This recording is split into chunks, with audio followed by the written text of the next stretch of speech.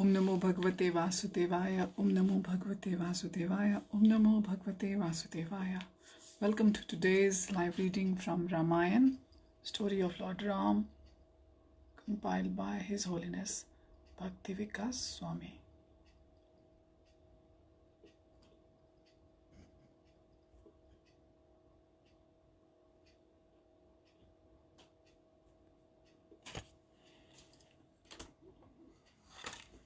So yesterday we were reading how Hanumanji was going through Lanka looking for Sita Mata.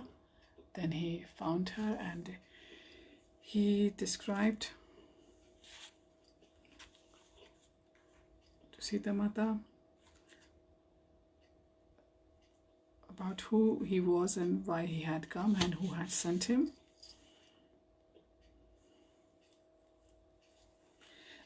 Now we continue from there onwards. The beauty of Lakshman is also immeasurable. Hanumanji is describing here. Lakshman's complexion is golden, whereas Lord Ram's dark greenish blue. I met the two brothers at Rishyamukh mountain when Ram saw the jewels you dropped in the midst of the monkeys while being carried away by Ravan. He became overwhelmed with joy and tears fell from his eyes. To establish an alliance of friendship with Sugriv, Ram killed Vali. To repay his favor, Sugriv initiated a great search for you all over the world by dispatching millions of monkeys. Now by good fortune, I have located you in this remote place. I am the son of mighty monkey Kesari. My father originally resided at the Malay hills and later moved to Gokarna mountain. When Sambasadna was oppressing the celestial races, Kesari killed the great demon at their request. Thereafter I was begot by the wind god Vayu through the womb of Kesari's consort. After hearing Hanuman's description of Ram, Sita became convinced that he was indeed a messenger sent by her husband. She began shedding tears of joy. Hanuman then took the opportunity to give Ram's ring to Sita. Recognizing it and seeing the name of her beloved on the inside band, Sita's face blossomed with joy as if she were experiencing the arrival of Ram himself. She said, "O Hanuman, I am eternally indebted to you for this gift. You are so magnanimous to have come here for my sake. Now please tell me more about Ram." With folded hands, Hanuman replied, "It is only because Ram does not know where you are that he has not come to rescue you. Without you, Ram does not know a moment's peace of mind. Truly, as soon as I return and inform Ram of your presence here, he will immediately come and kill Ravan." Sita then urged, "You must stress to Ram the urgency of the matter. After 2 months, Ravan will kill me." Ravan's younger half-brother Vibhishan has repeatedly pleaded with Ravan to return me to Ram. Likewise, Vibhishan's eldest daughter has told me how wise an old minister named Avindhya forewarned Ravan of the imminent destruction of the Rakshasas at the hands of Ram. But Ravan refuses to listen to this advice. Hanuman suggested, "If you like, I can immediately deliver you to Ram by carrying you to Kishkindha on my back. I am sure that Rakshasas could not keep up with me as I fly across the ocean." Sita was thrilled to hear this prospect, but still she replied, "Your proposal seems quite like that a monkey would present. How can someone so small even think of carrying me across the ocean?" Hanuman was little offended by this remark, and so he thought, how little she thinks of me. Then to demonstrate his prowess, Hanuman revealed his gigantic form, boasting, "If you like, I can uproot the entire city of Lanka. Then along with Ravan, I will carry it back to Ram. So please give up your doubts about me." Sita admitted, "You are certainly strong enough to carry me across the ocean. However, I do not think it's such a good idea. What if I became faint as you dash across the sky and fall into the shark and crocodile invested water? Moreover, when the Rakshasas rally and attack you, you will be fully engaged in fighting with them. What will happen to me? Even if you somehow manage to kill all the Rakshasas, this would only serve to diminish the glory of Ram. O Hanuman, since I am completely devoted to my husband, I do not want to touch the body of anyone else but Ram. When Ravan kidnapped me, I was helpless and had no choice. However, Ram must now come here himself to rescue me after killing the wicked Ravan. This act alone would be worthy of enhancing his glorious reputation. Hanuman replied, I appreciate your statements, which are just befitting the chaste and righteous wife of Ram. I will now leave, but first please give me some token that I can give to Ram to help me convince him that I have actually met you. With tear-filled eyes, Sita replied in a faint voice, O Hanuman, to convince Ram that you have met me, you may relate to him the following incident. One day, while we were residing at Chitrakoot, after playing in the water, Ram, still dripping wet, sat down on my lap. At that time, a crow came and began pecking at me, as though eager to eat my flesh. I picked up a lump of dirt to throw to scare it away, but the determined crow remained on the scene, hiding nearby. Becoming angry, I accidentally pulled the string that held my slip, causing it to fall down. Seeing this, Ram laughed heartily, taking advantage of my flustered countenance. In the meantime, the crow returned and again pecked at me. I took shelter of Ram by sitting on his lap, and he comforted me, wiping the tears from my eyes. Feeling exhausted, I soon fell asleep in Ram's arm, and soon he too dozed off. Taking advantage of this opportunity, the crow suddenly swooped down and clawed at my breast. This awakened Ram, who felt drops of my blood falling on him. Seeing the cuts on my breast, Ram became enraged and asked me to identify the culprit. Then, before I could answer, he saw the crow sitting at a distance, his claws dripping with blood. In great anger, Ram took a blade of kusha grass from his mat and surcharged it with the power of Brahmastra. As the straw burst into flames, Ram hurled it at the crow. Then, as the bird flew up into the sky, the kusha grass weapon followed it. This crow was, however, the son of Indra, and while being chased by Brahmastra, he tried to obtain shelter all over the universe, but even his father was powerless to help him. Finally, the crow came and surrendered to Ram. Out of compassion, Ram forgave the pale, exhausted bird, but he said this Brahmastra cannot be ineffectual, therefore it must be directed somewhere. Saying this, Ram directed the weapon to destroy the crow's right eye. Thereafter, Indra's son departed after offering his obeisances. Sita became overwhelmed with sorrow while relating her pastime with Ram. Then, with tear-stained eye, she said, O Hanuman, formerly Ram used the Brahmastra against an insignificant crow. Why does he not attack Ravan now? Does Ram no longer have any affection for me? In some former life, I must have committed an abominable sin to cause Ram to disregard me now. Hoping to encourage the despondent Sita, Hanuman reassured her, Ram is feeling great separation from you and is merged in the ocean of sorrow. Now please give me some object that I can show to Ram. Sita sighed and said, at least I now have some real hope of being rescued. Somehow you must urge Ram to come quickly, for if I must pass another month away from him, I will surely die from grief.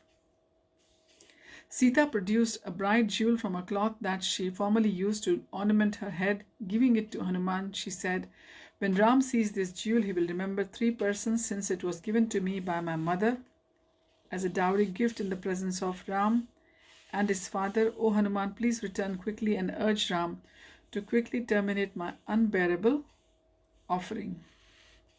Hanuman then circumambulated Sita and was about to depart when, in a voice choked with tears, she said, please convince Ram to hasten to my rescue.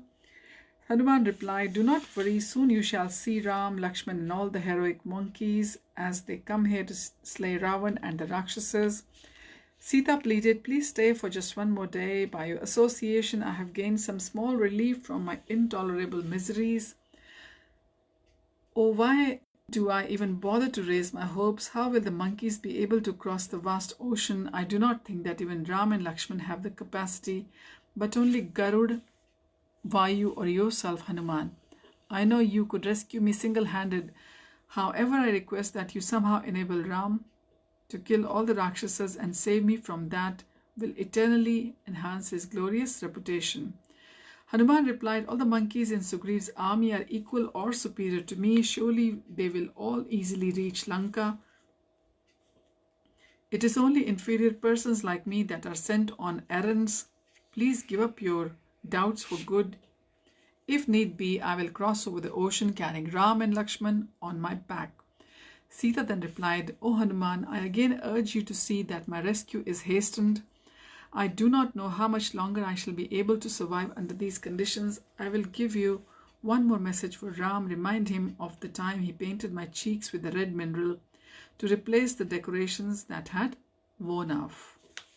As Hanuman prepared to depart, Sita repeatedly implored him to hasten her rescue. Hanuman then considered, my mission would not be complete without ascertaining the true strength of Rakshasas. Therefore, I shall destroy this Ashoka grove, the pleasure gardens of Ravan, just to provoke his anger. When the king of the Rakshasas sends his army to attack me, I will destroy it, then return to Ram. Thereafter, Hanuman started knocking down and uprooting Ashoka tree. He stirred up the ponds and crushed the hilltops. Then, after practically destroying the entire garden, he made his stand at the entrance. Upon hearing the frightening screams of the birds and animals, along with other sounds created by Hanuman's rampage, the Rakshasi guards awoke with a start. Seeing Hanuman's huge form standing at the garden entrance, their hearts filled with terror, the Rakshasi surrounded Sita and asked, who is this creature? What were you and he conversing about? Sita denied knowing who Hanuman was and saying, he must be a ferocious Rakshas.